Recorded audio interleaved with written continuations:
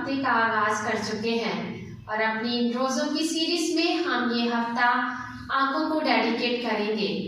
कि हम किस तरह देखते हैं और हमें क्या देखना चाहिए। आज हम खास तौर पर पाकमा कलीसिया के साथ मिलकर मुकद्दस यूसुफ बढ़ाई की ईद मनाते हैं और इनकी ज़िंदगी हमारे ख़ानदानों के लिए, हमारे वालिदैन के लिए एक मिसाली नमूना है।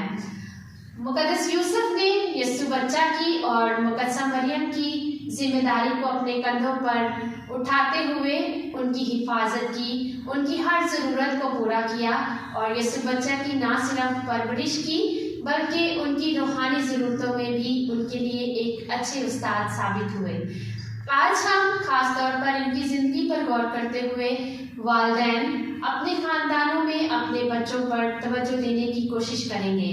खास तौर पर मैं आज अपील करती हूँ तमाम वालिदैन से जो कि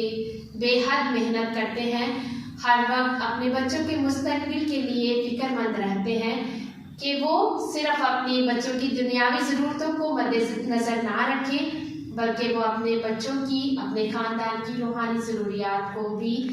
अपनी नज़र में रखें, उन पर भी ध्यान और ज्ञान करें ताकि हमारे मसीही बच्चे जिस तरह वो कदो-कामत में बढ़ते हैं वो अपनी रूहानियत में भी, अपने मज़हब में भी बढ़ सकें। क्योंकि सिर्फ़ और सिर्फ दुनियावी ज़रूरतों को पूरा करना हमारे वालिदैन का फ़र्ज़ नहीं है बल्कि हमारे वालिदैन का फ़र्ज़ है कि वो अपने बच्चों की रूहानी ज़रूरियात को भी पूरा करें। तो आज हमारे वालिदैन हम अपने मसीही ख़ानदानों में कोशिश करेंगे कि आज हम अपने बच्चों की रूहानी ज़रूरियात पर ध्यान और ज्ञान करें, उन पर नज़र करें, उनको नज़रअंदाज ना करें क्योंकि ये एक बहुत अहम ज़रूरत है। Thank you.